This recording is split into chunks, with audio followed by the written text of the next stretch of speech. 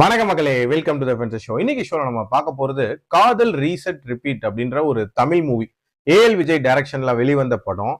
சீக்கிரமே ஓடிடில வந்துருச்சு அப்படின்னே சொல்லலாம். அதுவும் பிரைம்ல அவைலபிளா இருக்கு. இந்த மலை உச்சியில இருந்து மல்லாக்க விழுந்து மண்டையில அடிபட்டா பழசெல்லாம் மறந்துரும் அப்படின்ற ஒரு கான்செப்ட் இருக்குல்ல, அந்த கான்செப்டை மையமா வச்சு அமைக்கப்பட்ட ஒரு காதல் கதை.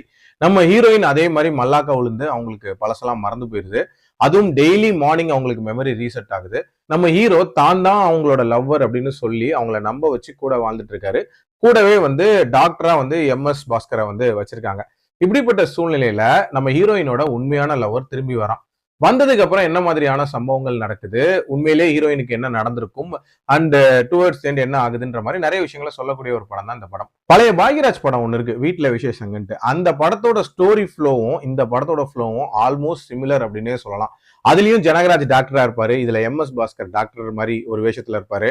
ஆனா என்ன, அந்த படம் நல்லா இருக்கும், இந்த படம் ரொம்ப சுமாரா இருக்கும். டெய்லி மார்னிங் மெமரி ரீசெட் ஆகுதுங்கிற இந்த ஒரு விஷயத்த வச்சு ஏகப்பட்ட இன்ட்ரெஸ்டிங்கான விஷயங்களை காட்டியிருக்கலாம். அதுல எதுவுமே காட்டவே இல்லை. அட்லீஸ்ட் எமோஷனலாவது ஏதாவது கன்வே பண்ணிருக்காங்களான்னு கேட்டீங்கன்னா சுத்தமா இல்லை அப்படின்னே சொல்லலாம். ஹீரோயின் 2 பேர்ல எவன் கூட சேர்ந்தாலுமே ஹீரோயினோட வாழ்க்கை தரிசா போகும் அப்படின்ற மாதிரி தான் கதையை அமைச்சிருந்தாங்க.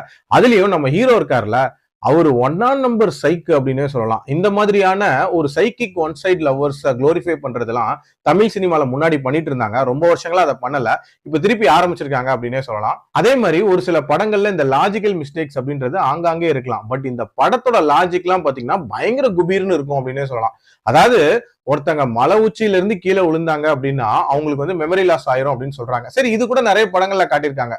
ஒருவேளை மெமரி லாஸ் இருக்கிற பேஷண்ட் கீழே விழுந்தா என்ன ஆகும், அவங்களுக்கு திருப்பி மெமரி வந்துரும் அப்படின்றாங்க. ஆடா பாவிகளா அப்படின்ற மாதிரி தான் இருந்துச்சு. ஓவரால் என்ன பொறுத்த வரைக்கும் ஒரு ஒப்பேராத ரொமான்ஸ் டிராமா. ஆனா இந்த ரொமான்ஸ் டிராமாவையும் பிரீஸியா இருக்கு, கிளாஸியா இருக்கு அப்படின்ற மாதிரி ரிவ்யூல முட்டுலாம் கொடுத்துட்டு இருக்காங்க. என்னடா உங்களுக்கு எல்லாம் மனசாட்சியே இல்லையா அப்படின்னு தான் கேட்க தோணுச்சு. என்னோட ரேட்டிங் இந்த படத்துக்கு 2 out of 5. அடல் கண்டென்ட்லாம் பெருசா இல்ல, தாராளமா பார்க்கலாம். மீண்டும் அடுத்த விமர்சனத்தில் சந்திக்கிறேன். நன்றி, வணக்கம்.